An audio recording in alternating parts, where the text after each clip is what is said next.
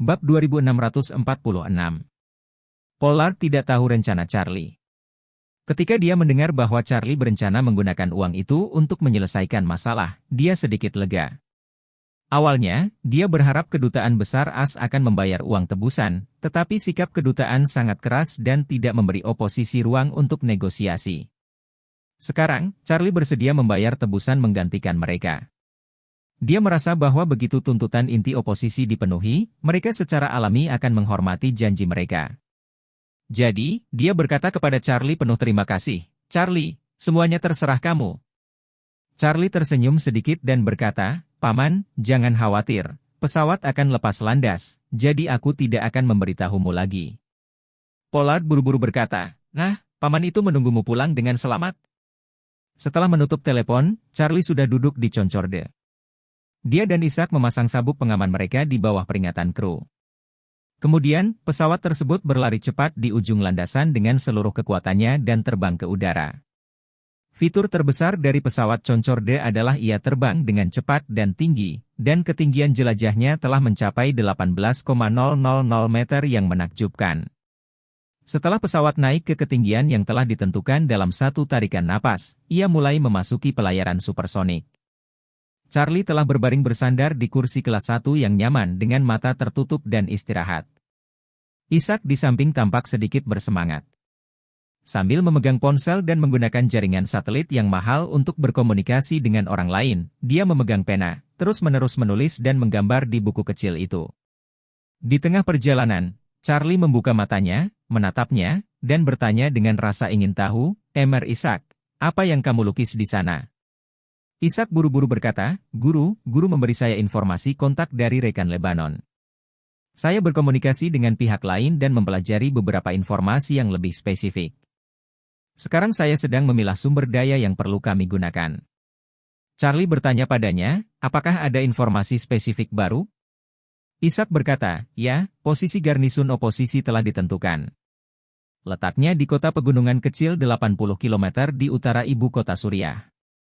Sang Master telah membuka perbatasan antara kedua negara. Sesampainya di Lebanon, kita bisa langsung diantar ke lokasi oposisi dengan helikopter." "Di mana Pak itu?" Setelah berbicara, dia berkata lagi, "Guru, kekuatan militer oposisi masih sangat kuat. Menurut informasi yang diterima oleh militer Suriah, mereka telah menempatkan setidaknya 2.000 tentara di posisi ini. Setiap prajurit dilengkapi dengan senjata otomatis.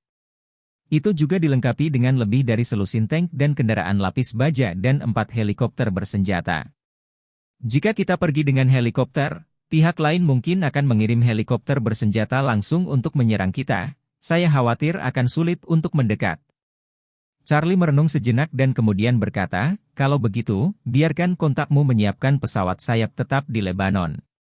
Pesawat akan membawa saya ke langit di atas tujuan, dan saya akan terjun payung sendiri." Isaac berseru dan bertanya, "Tuan, kamu ingin pergi sendiri?" Charlie tersenyum dan berkata, "Tentu saja, mungkinkah kita berdua pergi bersama?"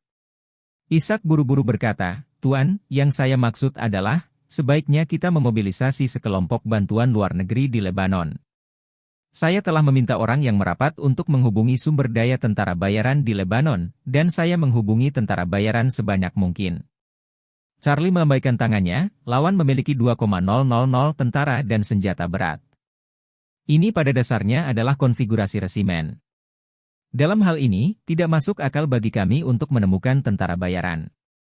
Jika kamu ingin melawan mereka, setidaknya kamu harus memiliki ribuan tentara bayaran yang dilengkapi dengan baik, belum lagi karena lawan ditempatkan di kota kecil, dia harus memiliki basis massa yang kuat di daerah setempat.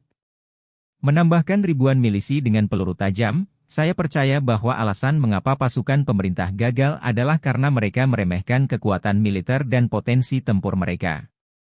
Dan jangan lupa, tujuan kunjungan kita kali ini adalah untuk menyelamatkan orang, bukan untuk melenyapkan oposisi bagi pasukan pemerintah Suriah. Jika kita benar-benar membawa 1.000 tentara bayaran untuk diperebutkan, kelompok orang ini mungkin tidak akan mati.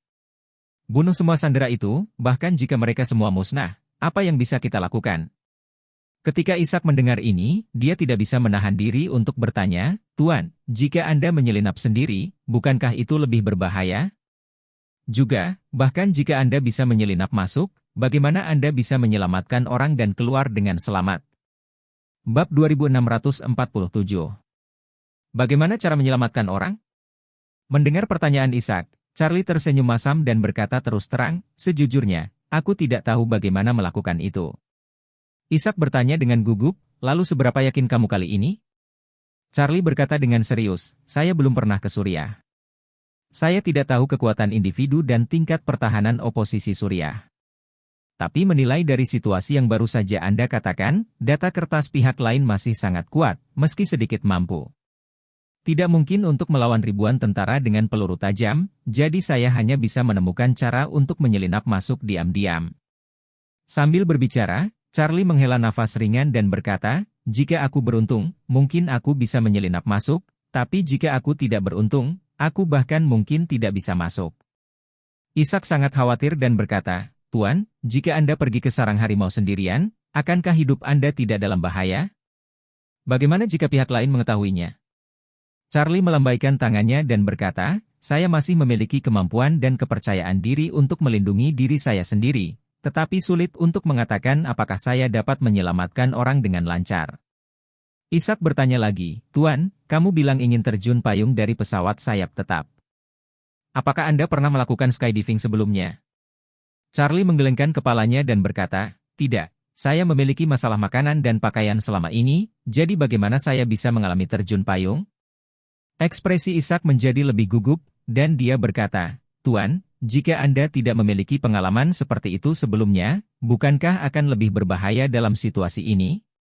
Saat dia berkata, dia buru-buru berkata lagi, informasi yang saya terima menunjukkan bahwa senjata pertahanan udara oposisi saat ini adalah rudal pertahanan udara Stinger yang dibuat oleh Amerika Serikat. Rudal ini secara efektif dapat menembak pada ketinggian sekitar 4 km. Ketinggian penerbangan GD harus dijaga di atas 4,000 meter, yang berarti Anda harus terjun payung dari ketinggian lebih dari 4,000 meter, itu sangat sulit. Charlie bertanya dengan rendah hati, kalau begitu katakan secara spesifik, apa kesulitan utama untuk terjun payung di ketinggian 4 km? Ishak menjelaskan, hal pertama adalah menangani tekanan udara di ketinggian dan suhu rendah, yang merupakan ujian bagi kebugaran fisik skydiver. Charlie mengangguk, saya yakin tidak ada yang salah dengan saya dalam hal ini, bagaimana dengan yang lain? Ishak melanjutkan, selain itu, untuk mempertahankan postur ketinggian. Anda harus memastikan bahwa kecepatan turun Anda sedang, tidak terlalu lambat, apalagi terlalu cepat. Ini mengharuskan Anda untuk menggunakan tubuh Anda secara wajar dan terus-menerus menyesuaikan hambatan udara dan postur Anda. Charlie mengangguk dan berkata, kedengarannya seharusnya tidak sulit, apakah masih ada? Ishak menambahkan, yang lainnya adalah kontrol waktu pembukaan parasut, dan kontrol parasut setelah membukanya. Saat Anda melompat dari ketinggian lebih dari 4,000 meter, aliran udara yang tinggi tidak stabil. Anda harus selalu menyesuaikan arah. Pastikan Anda mendarat di lokasi yang telah ditentukan seakurat mungkin. Jika Anda membuat kesalahan, Anda mungkin kehilangan beberapa kilometer atau bahkan puluhan kilometer. Setelah berbicara, Ishak melanjutkan, ya, ada juga postur pendaratan. Meski biasanya menyaksikan orang lain terjun payung, tampaknya kecepatan pendaratannya tidak cepat. Padahal, pada saat mendarat, kecepatan turunnya masih sangat tinggi.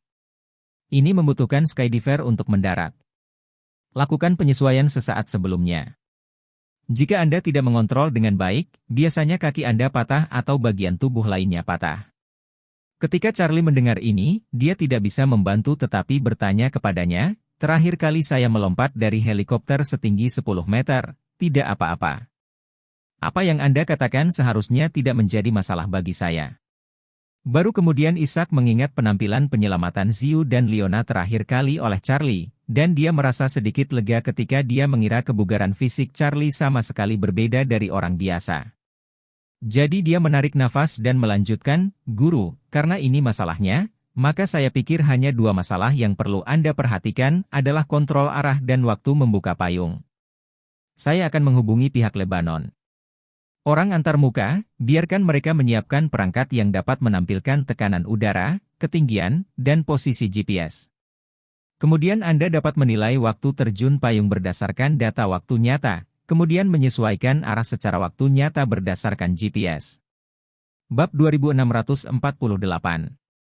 Charlie mengangguk. Oke, biarkan mereka mengatur instruktur terjun payung untuk naik ke pesawat bersama saya, dan beritahu saya cara membuka parasut dan mengontrol arah di jalan. Setelah lebih dari 4 jam terbang, pesawat Concorde Charlie akhirnya mendarat di Bandara Beirut, ibu kota Lebanon. Saat ini siang hari di Beirut, dan suhu mencapai sekitar 30 derajat Celcius. Langit agak kabur, dan udaranya agak lembab. Sepertinya hujan deras sudah lama menahannya dan belum turun. Setelah pesawat Charlie mendarat, dia langsung meluncur ke hanggar besar. Saat ini juga terdapat pesawat angkut bermesin 4 baling-baling yang diparkir di hanggar. Sekelompok anggota kru mengelilingi pesawat untuk pemeriksaan terperinci. Setelah pesawat berhenti, tangga merapat, kru membuka pintu, dan Charlie dan Ishak keluar dari kabin bersama. Pada saat ini, di bawah tangga, seorang pria paruh baya dengan wajah Tionghoa berdiri dengan hormat. Saat Charlie dan Ishak turun, dia buru-buru melangkah maju dan membungkuk hormat, dan berkata, "Halo, Tuan Muda. Selamat datang di Beirut." Charlie melihat ke pihak lain dan menemukan bahwa orang ini seusia dengan Ishak, di usia 30-an, dan bahasa Mandarinnya sangat standar, dan dia tampaknya bukan orang Tionghoa perantauan yang tinggal di luar negeri untuk waktu yang lama. Jadi dia bertanya, "Apakah Anda dari keluarga Wei?" Pihak lain buru-buru berkata, "Kembali ke Tuan Muda, saya juru bicara keluarga Wei di Timur Tengah. Anda bisa memanggil saya Chester. Guru secara khusus meminta saya untuk terbang dari Arab Saudi untuk membantu Anda menyelesaikan pekerjaan resmi dan memberi Anda semua bantuan yang saya bisa." Charlie mengangguk sedikit dan bertanya, "Bagaimana situasi di Suriah?" Chester menjelaskan, oposisi Suriah berada di jalan buntu dengan kedutaan besar AS, tetapi sikap kedutaan besar AS sangat tegas kali ini, dan itu tidak berarti berkompromi. Jadi saya kira mereka akan segera kehilangan kesabaran. Charlie bertanya lagi, apakah kedutaan besar AS sama sekali tidak siap untuk campur tangan dalam masalah ini, atau apakah ada rencana lain di baliknya? Chester berkata dengan putus asa, saat ini, tampaknya mereka tidak siap untuk campur tangan sama sekali, terutama karena mereka tidak mendapatkan keuntungan apapun di Suriah dalam beberapa tahun terakhir, dan sekarang mereka tidak ingin terlibat lagi setelah penarikan. Di sisi lain, itu juga karena anak-anak muda Amerika yang diculik ini bukanlah anak-anak politisi Amerika atau orang kaya. Mereka tidak memiliki latar belakang. Orang Amerika ingin membuat hal-hal sepele, jadi mereka mulai menekan informasi di tanah air mereka. Memerintahkan media besar Eropa untuk tidak menindaklanjuti laporan. Dengan cara ini, bahkan jika kaum reaksioner benar-benar membunuh 8 orang ini, warga Amerika tidak akan mendengar apapun. Karena itu, Chester berkata dengan emosi, apalagi, situasi di Suriah sangat kacau sekarang. Tidak hanya pemerintah dan oposisi yang bertempur, tetapi pasukan Kurdi juga terlibat. Camp di belakang ini bahkan lebih rumit. Amerika Serikat, Rusia, Iran, Arab Saudi, UEA, dan Turki semuanya berkontribusi pada kobaran api di balik layar. Hal ini telah menyebabkan berbagai konflik bersenjata di Suriah selama ini, dan perang apapun di kedua sisi adalah kondisi yang mematikan. Tanpa meninggalkan ruangan, Kedutaan Besar AS telah memperingatkan warga Amerika untuk tidak datang ke Suriah. 8 orang muda ini dengan sengaja melakukan kejahatan. Jika sesuatu benar-benar terjadi, mereka tidak akan menyelamatkan mereka. Charlie mengangguk dengan sungguh-sungguh, dan bertanya padanya, apakah pelatih skydiving sudah tiba? Dia ada di sini. Chester berkata, pelatih mendebuk tas parasut dan perangkatnya di pesawat. Aku akan mengantarmu menemuinya. Ngomong-ngomong, Tuan, pesawat kita akan lepas landas dalam 10 menit. Bab 2649. Ketika Charlie naik ke pesawat, Tuan Chester menunjuk ke salah satu pria yang sedang memeriksa tas parasut dan berkata, "Tuan, ini Vasily dari Rusia. Dia adalah instruktur penerjun payung yang merupakan penerjun payung ketinggian profesional selama 20 tahun. Pengalamannya sangat kaya." Pria Rusia bernama Vasily berdiri, memberi hormat pada Charlie, dan berkata, "Halo, Tuan Wade. Kali ini saya akan bertindak sementara sebagai instruktur terjun payung Anda. Jika Anda merasa tidak yakin, saya dapat mengajak Anda untuk melompat saat itu." Charlie mengangguk dan bertanya, jika saya melompat sendiri, apa yang harus saya perhatikan? Vasily menjelaskan, saat kami mendekati tujuan, saya akan memilih lokasi skydiving yang paling cocok berdasarkan ketinggian, aliran udara, dan kecepatan angin di sekitar tujuan. Jika Anda memilihnya sendiri, Anda harus ada di tempat yang Anda inginkan. Saat saya mengatakan lompat, Anda harus melompat keluar dengan tegas. Setelah selesai berbicara, dia menyerahkan jam tangan profesional kepada Charlie dan memperkenalkan, MR Wade. Jam tangan ini dapat memantau ketinggian, suhu tubuh, detak jantung, dan posisi GPS Anda secara real-time. Setelah Anda terjun payung, buka anggota tubuh Anda untuk menstabilkan kecepatan pendaratan. Pada saat yang sama, gunakan anggota tubuh Anda untuk menjaga arah yang benar. Kemudian saya akan menggunakan koordinat GPS Anda untuk mengingatkan Anda secara real-time bagaimana mengontrol anggota tubuh Anda dan kemudian mengontrol arah melalui radio, untuk memastikan bahwa titik pendaratan Anda tidak menganga sebanyak mungkin. Selain itu, saya telah menyetel pengingat pembukaan payung di jam tangan ini. Jika Anda mencapai ketinggian bukaan payung yang telah ditentukan, jam tangan akan memancarkan getaran dan petunjuk suara. Kemudian Anda dapat langsung menarik sakelar payung utama pada tas payung. Ini akan mengaktifkan parasut. Charlie mengambil arloji itu dan meletakkannya di pergelangan tangannya. Dengan mudah mengambil tas parasut yang sudah disiapkan, menunjuk ke cincin tarik di bagian bawah, dan memperkenalkan, ini adalah kabel untuk membuka payung. Setelah ketinggian yang ditentukan, Anda harus menarik parasut dalam waktu 20 detik, jika tidak, dapat mengancam nyawa.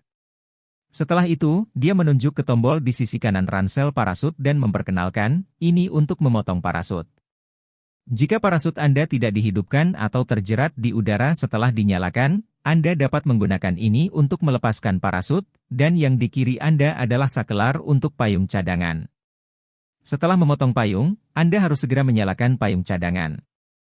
Charlie mengangguk dan berkata, oke, saya akan mengingatnya. Buka payung utama dulu. Jika terjadi kesalahan, potong payung utama terlebih dahulu, lalu buka payung kedua. Iya. Vasily berkata dengan serius, jika Anda tidak membutuhkan saya untuk terjun payung dengan Anda, maka saya akan memantau status Anda secara real-time, dan kemudian saya akan mengarahkan Anda untuk melakukan setiap langkah operasi.